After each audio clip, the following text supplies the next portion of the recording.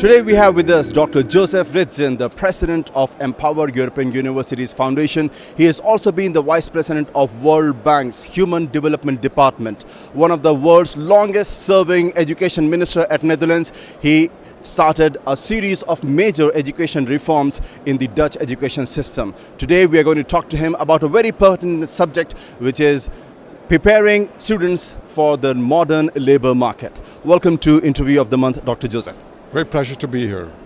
First of all, an important question. The labor market has gone through a sea of change over the past 1 decade.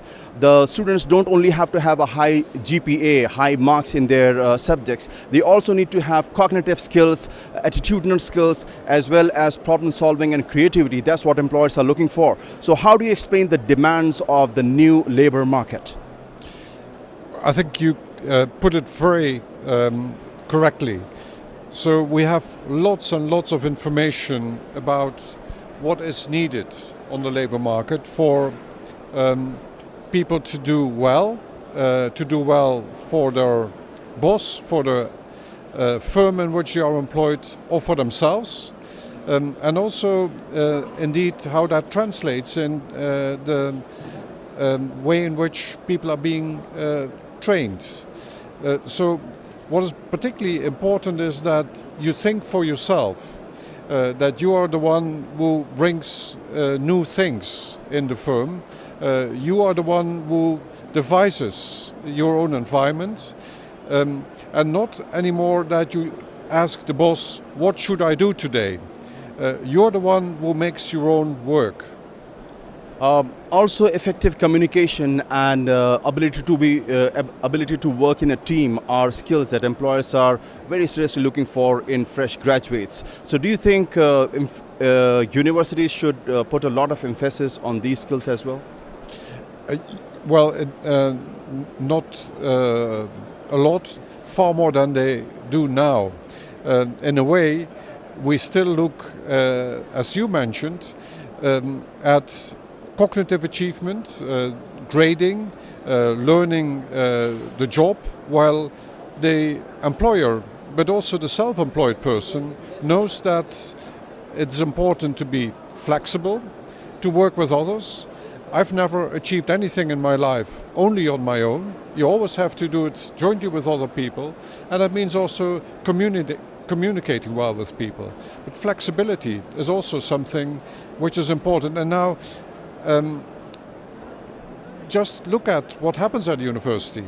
So you get a grade, you get a degree because you have done well in the subjects, not because you do well in terms of working with others or you do well in terms of problem solving. So that is something which universities should really very much now make part of their own reality. Like you said, the employer of the 21st century does not want his employee to be working only according to a fixed protocol. He wants him to be a problem solver, entrepreneurial, and be an innovator. So do you think the universities today need to rethink or overhaul their current curricula, or maybe engage in constructive destruction of the current curricula, redesign it altogether? I like very much the way in which you put it as indeed maybe also destructive innovation. I think we in education quite often are too much inclined to think that education is something which we did in the Middle Ages and that we know how to do that and that we will continue to do it in exactly the same way. No, I think in terms of the way in which we teach and what we teach, we should change entirely. And the problem is here that it's not as much a market in the sense that there is the strong drive from the outside in making those changes. So it has to come from the inside. So teachers themselves, the leadership in universities should take this on, should reflect on it, and indeed bring about these changes for the benefit of the students. So like you said, an employee has to be innovative. So will it be right to say that if a person has a routine job and he is doing a fixed kind of a job, he is not safe? He should rather be looking all the time to acquire new skills, maybe prepare for the next job. in a way, you're putting it very stark, and this is not something which is for Saudi Arabia. This is for the whole world, and so we are making very much a point of this in Europe, that universities should be aware of the fact that the routine jobs are disappearing. And so what happens is it goes in two directions. It goes in the direction of the high-skilled, non-routine, or the low-skilled, non-routine, the service jobs. You don't want to be at that end of the service jobs which are low routine. The idea still is of many of the university professors that are all jobs in banking, for example, which are routine, that they stay there. We know that in the predictions, something like 30% of the jobs in banking in Europe are going to disappear because they are routine jobs. They are well-trained people, but they are routine jobs. They have to learn something different, and particularly have to continue in their learning. So important also that you learn already in your studies that there's a future in which you will have to continue to learn. So this is a practice that we see, and would you appreciate it that maybe a lot of students do part-time work as they study? It's a kind of dual learning for them. So is this what you are suggesting, that maybe they should be preparing for themselves for the jobs as well in the market as they study? Yes, I think that's if you can have the combination of work which is related to your studies and the studies themselves, that's ideal. I mean, it makes it so much more interesting to study because you know what you are doing it for, you can see it in practice, and at the same time it also brings you in some money, and it brings you also in this attitude that what you're learning has to be applied in a specific setting, and it's not one-to-one. It's not something in which you just can say from, I know this, so let's get started. No, you have to look at the world around you, translate that into the kinds of problems which you can solve and where you can make a contribution.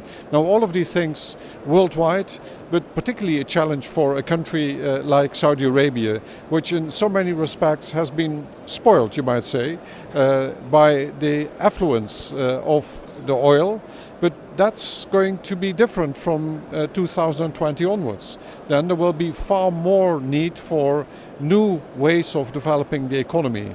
Of course, oil will be there for a long time, but not as much in terms of growth as it has been in the past. So what is your prescription for the Kingdom of Saudi Arabia, which is trying to transform its economy from petroleum-based to a knowledge-based economy? Well, I think the secret is indeed within the education system. I think the education system can deliver. Maybe it needs to be a bit brought in, like I've seen in the United Arab Emirates, in a vision of where the new employment is going to arise. But at the same time, in education, you can provide the kinds of skills which lead to entrepreneurship. Now, the point here is also that entrepreneurship is not something which you choose if there are easy other jobs which are equally well paid. So in that respect, also from the side of education, stimulate the notions of entrepreneurship, whether it's in the private sector, whether it's self-employed entrepreneurship, or whether it's in a firm. Of course, here at the meeting, the chairperson from SABIC also said we need entrepreneurs within our firms. So entrepreneurship is everywhere, and the real good graduate who earns a good wage, also for himself up to the period of 2050, 2060, is the problem solver, the entrepreneurial graduate. Great, thank you so much for your time, Dr. Joseph Ritzen. It's been a pleasure talking to you, sir. It is a challenge. One of the challenges that whole notion of self-regulated learning, monitoring of their own learning, is they're not used to doing things. So you have to create